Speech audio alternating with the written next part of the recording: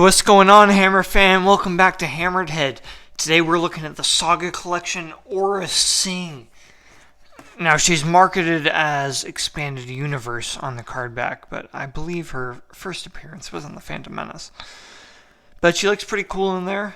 Almost like a little Cloud City action from Bespin. She got some John Wick looking pose on here. So I'm really liking the card back and packaging so far. Alright, weapon, lightsaber, trained by the Dark Woman. Unusual accessory, skull implanted sensor. I feel like the lightsaber would have been an unusual accessory, but that's what it says. Alright. Then it says Jedi Hunter. Once a promising, if headstrong Padawan, Sing now trades in dark professions: pirate, assassin, and bounty hunter. She specializes in hunting down Jedi under the mistaken belief that they abandoned and betrayed her, and she brandishes the lightsabers of her victims as prized trophies. During the Clone Wars, her quest for vengeance once took her to Bespin, where she met a young Boba Fett. Oh, look at that shit. I called that. She's on Cloud City on Bespin. Yeah, I'm not too caught up on the Expanded Universe, more so modern canon, so don't follow me on that.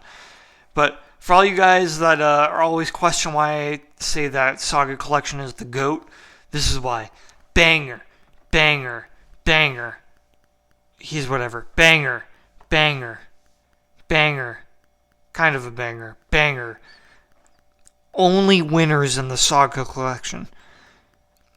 So you can take that one to the bank. And I'm hoping that Aurra Sing is one of them. So let's open her up and see what she got. Alright, here's Aurra Sing. So the blaster rifle looks a little bit ridiculous on her. Now maybe I'm doing it wrong, but it doesn't really sit well on her shoulder. It fits on there, but it's sticking way past her feet here. So I think that's a little stupid. But let's move on from that. Look at the rest of her. Now, she holds the lightsaber well, which is pretty cool. And the blaster pistol fits pretty well into that holster, so I like that. The rest of her is a little basic, but for Saga Collection standards, which is pretty old, the detail looks pretty cool. So she's got a nice hairdo. I like the style on that. There's actually some soft goods here on her scarf, which is insane. I never would have expected that. Just looking at her in the box, I thought that was plastic, but it's actually soft goods. So that's pretty cool. I like to see that.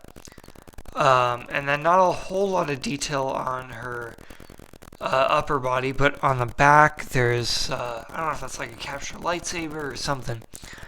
But we got a little bit of detail there. On the front, not so much. Same with the arms. It's pretty basic all around. I like her boots. But yeah, just lower body, not a huge amount of detail. And then that same standard carries through for the articulation. It's pretty much swivel all around for the most part. We only got swivel hips here. Nothing in the feet or ankles, as you can see. Her arms are, I guess, ball joint, but really just like double swivel. Really nothing going on in the shoulders, and absolutely no articulation in the elbows, which is a huge drawback. And then the head is, honestly, I can't tell if that's a ball joint or a swivel, but very little range of motion. Left to right, you can kind of get it going, but the scarf kind of ties her down. So the articulation is very rubbish on this figure. Even if the appearance is pretty cool. Alright, so here are our accessories. We get generic lightsaber. Nothing to write home about that. It's green. Then a blaster rifle. There is a little bit to write home about this, because it looks pretty cool. We get some paint apps on it, on both the stock and the sling. And the overall sculpt is pretty cool. More than just a generic blaster, so I like that. Now the pistol, not really any paint apps, but the sculpt is cool. So love to see that. Then the stand. So the stand says The Phantom Menace, but the card back says Expanded Universe. Which is it, Hasbro? Make up your f***ing mind. I'm going to go with Phantom Menace, because that's what the stand says. And we get a Boba Fett hologram. Now, in all my years of collecting, I don't know if I've seen many of these holograms from the Saga Collection. They are randomized in the Saga Collection figures, so I don't think it's necessarily specific to Aurra Sing or anything, but I got them, so I'm pretty happy about that. That's pretty cool. Yeah, that's Saga Collection Aurra Sing. She's whatever. Honestly, I'm a lot more excited about the upcoming Vintage Collection re-release, whichever that is, of the Aurra Sing they're about to send out soon.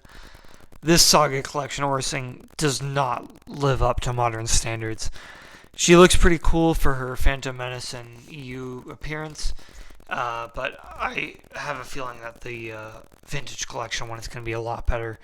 So I wouldn't get this one no matter what the price. Just hold out until the Vintage Collection one. But let me know what you think in the comments. As always, thank you to my Patreon subscribers. Be sure to follow on YouTube, Instagram, and Facebook. Check out the Patreon page. And don't forget, stay hammered.